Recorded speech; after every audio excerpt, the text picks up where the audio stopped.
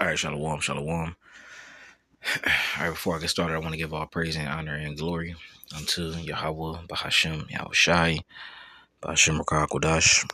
Double honors to our apostles and elders of Great Millstone, Shalom, Wakasa, Allah, Bakyar, which means peace and mercy to the elect throughout the four corners, wherever you may be. I'm the brother Amari from the branch of GMS Cleveland, coming back at you with another video. Lord willing to be edifying. And this is from the elder Yashawamba.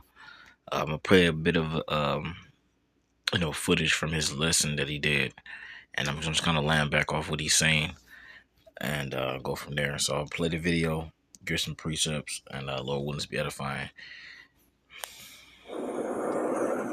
Nothing but corruption. Okay? What they're doing in Gaza. All right? Nothing but corruption. Okay? FBI shuts down investigation of ICE shooting, denies access to evidence because it was a damn stage, man. Okay? Nothing but war is being perpetuated under these devils, man. All right, so pay attention to what the elder said. He said nothing but war is being perpetuated under these devils. All right, and I want to get some precepts to back that up. All right, and the reason why, war, troublous times are upon us, and the reason why it's not going to stop. All right, because the man that is in this current position, that's all he knows. That's what he's designed to do. So I'm gonna let this play out a little bit more and grab some precepts. Okay? Preparing for major war. Nothing but war. See that? Trump calls for record 1.5 trillion defense budget. Okay, and you're worried about, all right, a few, a nigga with a food stamp card with $900 on it. Okay, not to undermine the, how our people operate, but come on, man. The whole Trump, administration is all for the back of pointing the finger at the darker nations and migrants and this as the problem, that as the problem, when you're looking at the problem. Okay, where's Jesus Christ? Okay, just striking boats and just justifying it with no evidence. Where's Jesus Christ? Where's turning the other cheek? Where's love? Okay? Just seizing oil tankers, right? Nothing's adding up, man. Everybody's figuring them out. Even their own kind is figuring them out. Right? Now, let me look at this article too real quick. Okay? Because these devils are just on a tirade, man.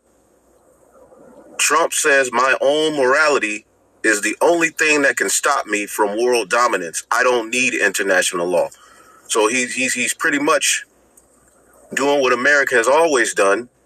All right. And basically, we're living at a time where these moves that they're making. All right. Because what happened in Venezuela, as we'll show you, was centered around the fact that Venezuela was doing deals with, Iran. Okay. And China. All right. I'll stop right there. That's, we can finish watching the rest of the video, but just so I don't, prolong the lesson, Elder Yashwamba said a lot in a brief amount of time.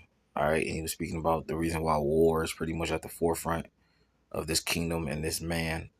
All right, and he mentioned the 1.5. They're seeking to get the 1.5 trillion dollars for the defense budget. All right, but the reason why war and all this crime and wrongdoing and evil, ill will gotten gain and thievery and all this other stuff is happening because of the individual that is in power. All right, so let me get the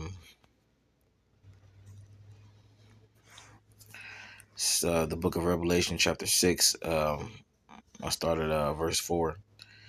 All right, it says and there went out another horse that was red, and power was given to him that sat thereon to take peace from the earth. And it says, and that they should killed one another, and there was given unto him a great sword. All right, and we always go into the history about this, man. But if you are new to the channel, or just new, to you waking up to being an Israelite and your heritage and the times that we're living in, or if you're a brother that might have forgot, just know that sword is a part of this man's killing, or I should say his murdering. All right, the way he rules. All right, but that red horse symbolizes who Esau Edom, all right, who just so happened to be red. All right, his name is Esau. All right, and then even before we go back to was it's like Esau. I mean, yeah, I forgot my train of thought. Edom, the one meaning red. That's what I was trying to say. All right, Salakia. Edom, it comes from the Hebrew word, like I said, which means red. Adawam. All right, and that the reason why his skin is the color it is not, he's not white. He's more so like a translucent, and then the blood show forth through his skin, which symbolizes him being red. All right, but which makes him red, should I say? Not symbolizes, but which makes him red. All right, that's why the Lord called him Esau. All right. But anyway, all right. Then it says the great sword. When we get to the history.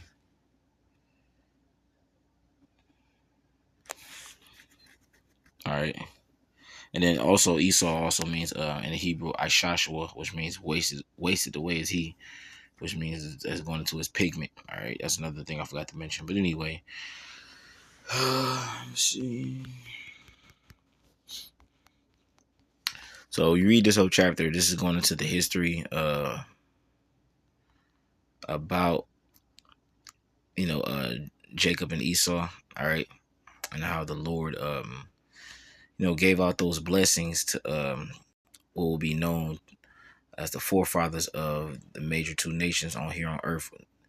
Jacob being a so-called Negro, Latino, Native American, and other respective tribes that come forth out of Jacob, because Jacob had 12 sons. All right, and then later on they was going to have descendants, and it was going to be known today, like I said, the so-called Negroes, Latinos, and Native Americans, all the way down to Issachar, so-called Mexicans. And then Esau, all right, so-called white man, all right, ranging away from Germans to, whoever, you know what I'm saying? I mean, not whoever, but Germans, so-called red-blooded white Americans, all right, and people from Paris, Europe, all right. If your forefather goes back to Esau, Edom, then you are indeed an Edomite. But anyway, so let's get this history. This is after the blessing that Isaac gave unto Jacob, which is the birthright. And then Esau, all right, he was heartbroken over that. So anyway, Genesis 27 and 34. And when Esau heard the words of his father, he cried with a great and exceedingly bitter cry, and said unto his father, bless me, even me also, O my father. And he said, thy brother came with subtlety and have taken away thy blessing. And he said, is not he rightly named Jacob? For he have supplanted me these 2 times. He took away my birthright, and now behold, he have taken away my blessing. And he said, hast thou not reserved a blessing for me? And Isaac answered and said unto him, said unto Esau, behold, I have made him thy lord, and all his brethren have I given to him for servants, and with corn and wine, and I have sustained him. And what shall I do now unto thee, my son? So, continue on. It says, verse 38. It says, and Esau said unto his father, hast thou but one blessing, my father?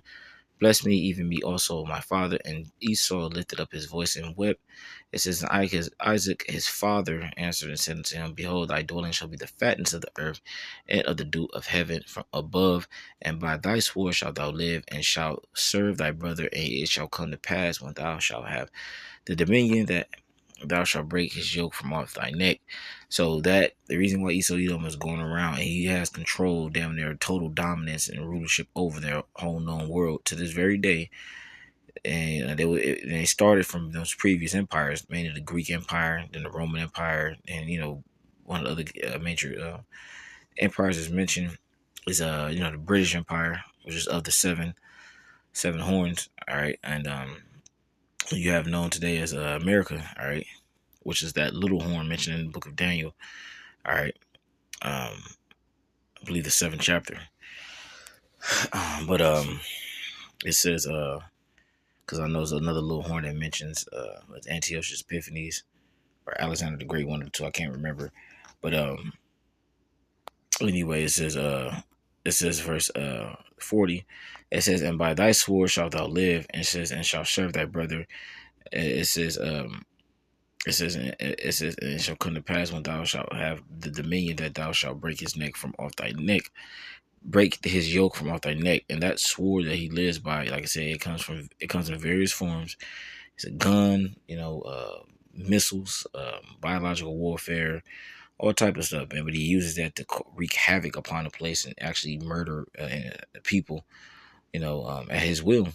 All right, and that's that sword that the Lord has given Esau Edom. All right, that we read in Genesis the 6th chapter. All right, and like the elders going into about the constant war. Well, guess what? That's part of this man's blessing. All right. But remember what the Lord said, and we're gonna get this real quick. This is Matthew 26 and 51. Matthew 26 and 51. It says, and behold, one of them which were with Yahushua stretched out his hand and drew his sword and struck a servant of the high priest and smote off his ear. Then said Yahushua unto him, put up again thy sword into his place. It says, for all they that take the sword shall perish with the sword. And this is a very powerful statement that the Lord made, our Lord and Savior Yahushua. All right, because it's letting you know that we can't be carnal. All right, Peter was being carnal when he did this, but Yahushua, being our wise Lord, all right, and Savior, all right, he said, all that live by the sword shall die by the sword, because this is not a carnal battle. And furthermore, there's no point of resisting the powers that be. What I mean by that is that the people that the Lord set in position of rulership and dominion for this said time, or any time at that matter, it was all ordained by the Lord. So Yahushua, being who he is, he understood this, and he was trying to, he was telling Peter, in a roundabout way, basically, there's no point of, being carnal or using carnal means, all right, because everything that's ordained, that's Romans the 13th chapter, and also was that First Peter, was that 2? Let's see, get this real quick.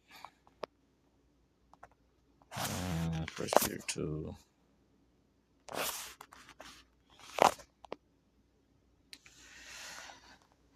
it might be First Peter 3.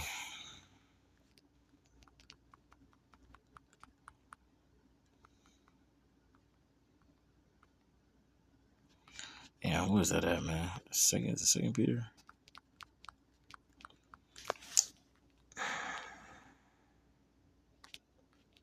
Give me 1 second.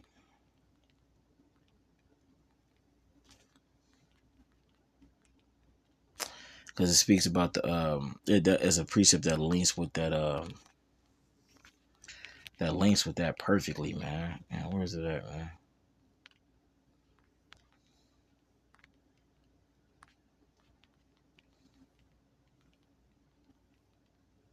Yep, 1 Peter 2 and 13.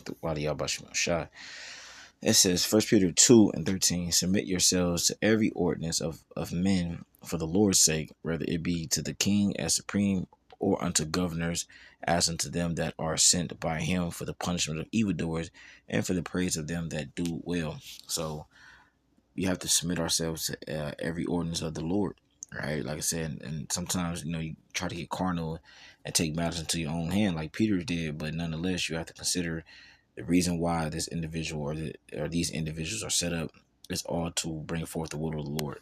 So the reason why these people are in position of power is due to our disobedience, and furthermore to bring forth the will of the Lord. And all that being said, the wars that the elder spoke about are going to come to pass, and those wars that war, all right, which is World War III, that's going to be the final judgment upon this place. All right, the final war that will take place. All right, and there's nothing nobody can do about it, man. Everything that was ordained by Yahweh Shemashah will come to pass if it hasn't already. So I had a few more precepts, but I'm ending on that. With that, I'm gonna give all praise and glory and honor, until Yahweh, Bashem Yahushai, Bashem Dash. All right, double honor to our apostle Israel Millstone and Shalom.